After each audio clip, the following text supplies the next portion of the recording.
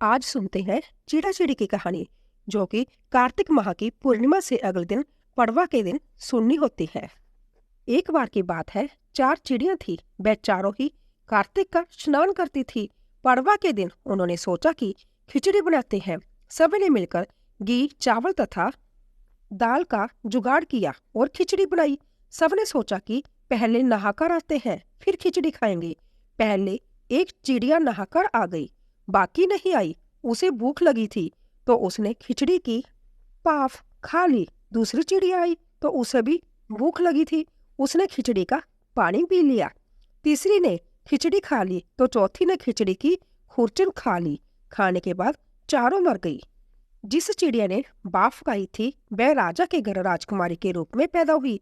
जिस चिड़िया ने खिचड़ी का पानी पिया था वह कुम्हार के घर पैदा हुई। जिसने खिचड़ी खाई वह ब्राह्मण के घर जन्म लेती है और जिसने खुरचन खाई वह हथनी के रूप में जन्म लेती है। कुम्हार की लड़की राजा के जहाँ दासी बन गई। ब्राह्मण की लड़की राजकुमारी की सहेली बनी। हथनी भी राजा के जहाँ आ गई। राजकुमारी बनी चिड़िया को पिछले जन्म की सभी बातें याद थी। राजकुमारी का विवाह हुआ तो उसने राजा से कहा कि मैं अपने साथ इस दासी और अपने सहेली को भी ससुराल ले जाऊंगी। तो राजा ने कहा ठीक है, ले जाना। राजकुमारी फिर भी नहीं गई तो राजा ने पूछा। तब उसने कहा कि मेरे साथ इस हथनी को भी भेज दो, लेकिन हथनी जाने को उठी ही नहीं। तब राजकुमारी उसके कान में पिछले जन्म की सारी बातें कह देती है, जिसे सुनकर हथनी अब उठ जाती है। राजा ये सब देख रहा था और उसने तलवार निकालकर राजकुमारी से कहा कि सच बता, तू कौन है, नहीं तो मैं तेरा सिर काट दूंगा। राजकुमारी ने राजा को सभी बातें सच सच बता दी। पिछले जन्म की सभी बातें सुनकर राजा बोला कि यदि कार्तिक स्नान का इतना महत्व है तब हम भी जोड़े से कार्तिक नहाकर दान पुण्य करेंगे। कार्तिक मास में चिड़ा चिड़ी की कहानी सुनी जाती है, जो कि कार्तिक पूर्णिमा के अगले दिन प्रतिपदा अर्थात पड़वा के दिन सुनते जा पड़ते हैं। आटे की चिड़ा चिड़ी बनाकर घर के बीचों बीच रखने के बाद उन्हें वस्त्र पहनाते हैं। घर के सभी कमरों में घर का सामान रखते हैं और चिड़ा चिड़ी को खील बताशे का और लड्डू का भोग लगाते हैं। इस दिन खिचड़ी बनाकर आम के अचार के साथ ठाकुर को भोग लगाते हैं और उस भोग को खुद भी खाते हैं। और इस दिन खिचड़ी की सामग्री का दान भी मंदिर में करते हैं। जिन लोगों का अपना घर नहीं है और घर खरीदने की आपकी इच्छा हो तो आप घर खरीद नहीं पा रहे हो तो या आपका मकान बनने वाला हो तो इस चिड़ा चिड़ी की कहानी को आज अवश्य सुनना चाहिए। ऐसा माना जाता है कि यह कहानी सुनने से मकान बहुत जल्दी बन जाता है।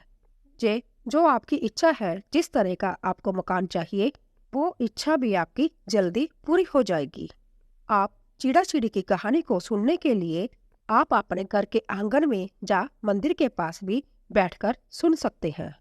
कहानी सुनने से पहले आपको आटे के से मकान की आकृति बनानी होती है। मकान की आकृति जिस तरह भी आपकी मकान बनाने की इच्छा है, जितने कमरे आप चाहते हैं, कितना बड़ा चाहते हैं, उस तरह आप अपने मकान की आकृति बना सकते हैं। छोटा या बड़ा घर जैसा भी आप चाहते हो, आप जमीन पर बना लो। फिर उस आटे को गूंथकर चिड़ा चिड़िया का रूप बनाना है। केवल आकृति बनानी है, लगना चाहिए कि आपने चिड़ा चिड़ी बनाई है। तो चिड़ा चिड़ी की आकृति बनाने के बाद जो मकान आपने जमीन पर बनाया है उसके ठीक बीचों बीच आप उस चिड़ा चिड़ी को रख देना है। अब आपने आटे से जो कि कमरों की आकृति बनाई है, जो घर बनाया है, अभी में कुछ न कुछ भरकर रखना होता है। कोई भी कमरा खाली नहीं छोड़ना है। तो आप इन कमरों में खील बताशे भी रख सकते हो।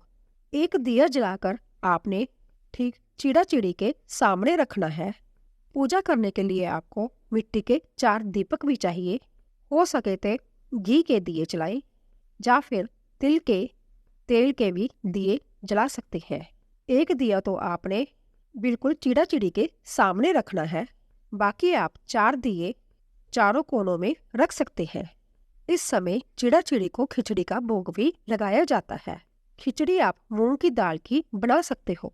सभी को तिलक लगाएं और जितने भी आपने कमरे बनाए हैं उनमें भी तिलक करें और घर के मुख्य द्वार पर भी आपने तिलक लगाना है। और सभी का पूजन करने के बाद आपने चिड़ा चिड़ी की कहानी सुननी चाहिए और प्रसाद सभी को बांट देना चाहिए।